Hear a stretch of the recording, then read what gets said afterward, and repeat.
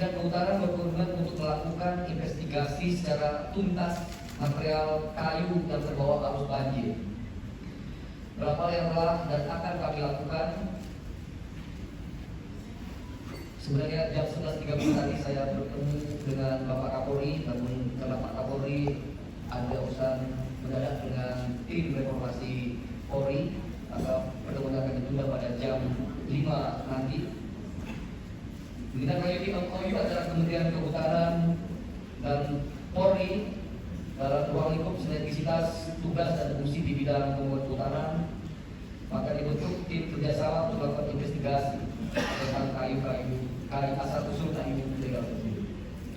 Dan tentu kemarin Pak Menko Pratikno beserta Pak Mensesnek dan Mensekap juga sudah mengusulkan agar Satgas PKA bergerak.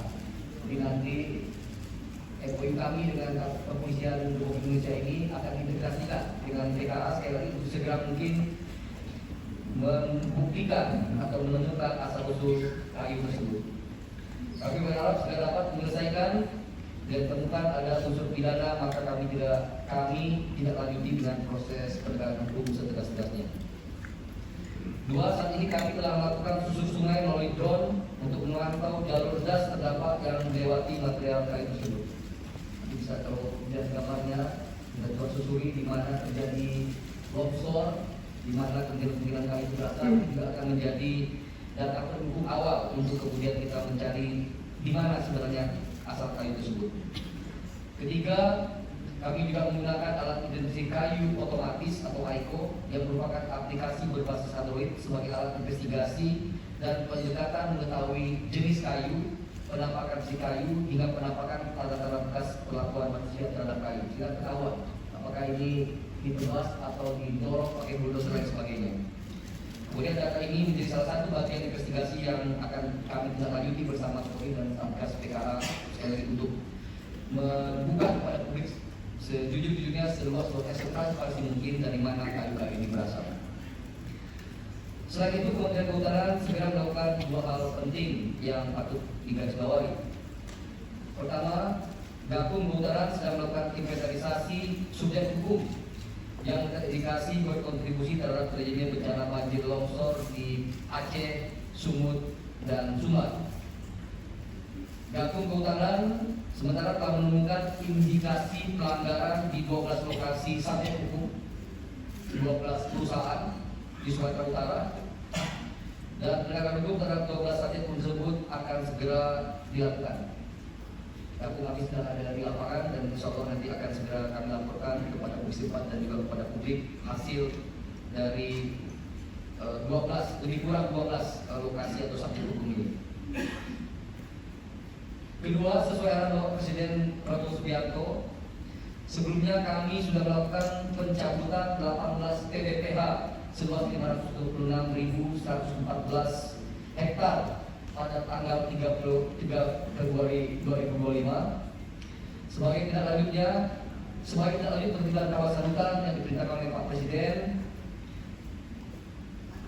kami Kementerian Kehutanan setelah nanti mendapatkan persetujuan dari Bapak Presiden akan kembali mencabut izin sekitar 20 PBPH yang bekerja buruk lebih kurang seluas 750.000 hektar di seluruh Indonesia termasuk di 3 provinsi terdampak.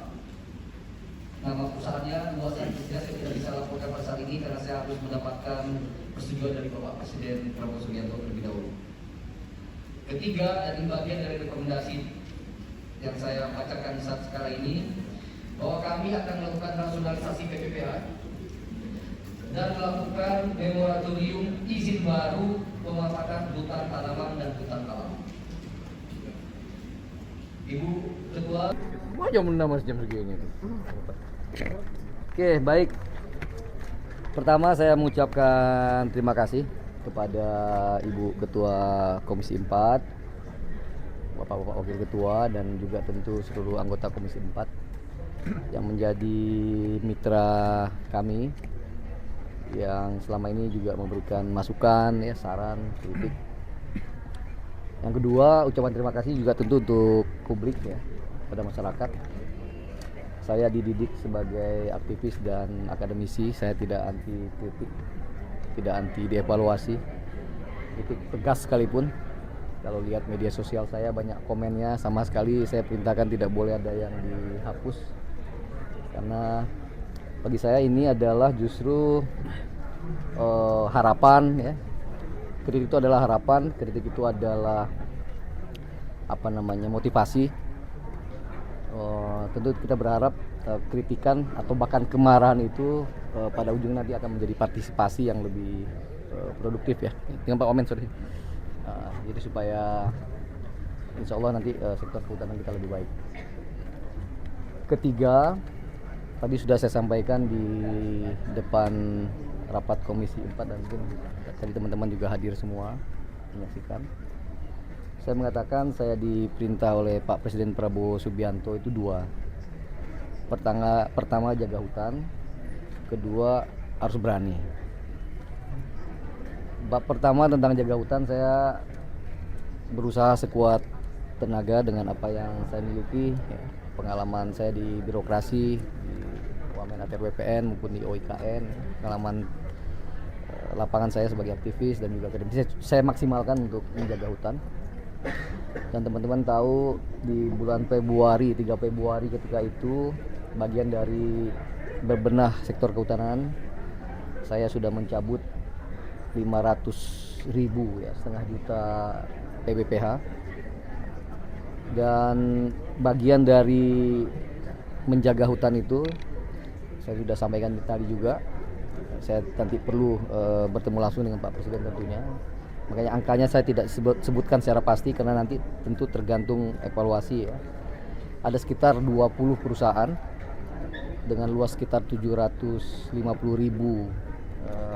hektar ya, yang nanti akan saya cabut izinnya. Selain dari itu, tadi saya sudah sampaikan juga khusus untuk yang tadi 750.000 itu se-Indonesia, termasuk di 3 provinsi terdampak banjir. Berikutnya kami sudah mengidentifikasi ada 12 subjek hukum perusahaan yang terindikasi ya, sekali lagi terindikasi berkontribusi terhadap banjir. Dan karena itu dari kemarin Gakum kami sudah berada di lokasi dan saya kira dalam 1-2 hari ke depan sudah ada penegakan hukum yang kami berikan. Jadi sekali lagi keberanian ya, Pak Prabowo memerintahkan saya untuk berani. Dan alhamdulillah Pak Prabowo membentuk Satgas PKH, dan dengan Satgas ini keberanian kami untuk menertibkan hutan jauh lebih baik. Contoh Taman Nasional Tesonilo yang sekarang viral, belum ada Menteri Kehutanan yang menginjakkan kaki di Taman Nasional Tesonilo. Alhamdulillah saya ke sana dan dengan Pak Wamen bahkan udah ke sana juga nanam. Kita berharap rumah gajah Sumatera, gajah Domang ya, yang jadi ikon di Taman Nasional Tesonilo itu, yang sekarang hanya memiliki 12.000 hektar ya, habitat mereka untuk makan, untuk mencari, untuk melakukan berkeliling mencari makan. Insya Allah di Desember ini ya, paling lambat akhir Desember nanti kita mulai bisa merealokasi secara damai para petani kebun sawit di sana. Dan akhirnya nanti kita punya minimum 31.000 hektar dulu ya. Yang kemudian nanti sisanya sekitar 50.000 lagi secara persuasif akan kita komunikasikan dengan masyarakat ya, agar sekali lagi perintah Pak Presiden, apa yang menjadi hak satwa, karena beliau seorang pencinta satwa ya, akan diberikan kepada satwa. Teman-teman masih ingat bahkan beliau mendonasikan ya, awalnya 20.000 tapi sekarang dia bilang 90.000 ya, untuk kemudian untuk koridor gajah di Pesangan Aceh. Yang lain tentang isu tentang dari mana asal kayu yang ikut hanyut ya, di banjir kemarin ya. mungkin dalam waktu 1 jam lagi saya akan bertemu dengan Pak Kapolri. Saya sebenarnya sudah berkomunikasi dari beberapa hari yang lalu, ya, tapi mencocokkan waktu yang belum bisa. Tapi tim sebenarnya sudah bergerak di bawah. Kami sudah punya MOU sebelumnya untuk menjaga hutan kita bersama-sama. Nanti Gakum dengan Kabar Eskrim, tapi kemarin juga ada dari Pak Pratikno ya, dan dari Pak Menko Pratikno, Pak Mensesnek, Pak Sekap, Mensekap juga sudah mengatakan Pak Sekap untuk juga Satgas PKH ya. Jadi nanti tinggal diintegrasikan apa yang sudah kami kerjakan bersama dengan Satgas PKH. Insya Allah misteri tentang kayu itu dari mana akan segera terungkap, dan kita akan, apabila ada indikasi pidana, tentu kita akan tegakkan sekuat-kuatnya, seadil-adilnya. Yang lain apa? Silakan. Saya belum bisa sebutkan karena ini masih proses hukum ya. Berarti itu hanya dicabut izinan dan nanti penegakan hukumnya akan seperti apa Bang untuk yang dicabut? Nanti yang penting kita udah identifikasi ya, ada indikasi tadi pelanggaran hukum. Selanjutnya apakah 12, apakah berapa persisnya, tentu nanti tergantung temuan di lapangan. Tapi identifikasi awalnya ada 12 subjek hukum. Iya. Yang terkait dengan lokasi banjir. Salah satunya TPL bukan Pak Menteri? Saya tidak bisa jawab ya, nanti supaya lebih. 20 itu ada diantaranya yang di 3 lokasi. Ya. Jadi tadi juga saya sudah sebutkan ya.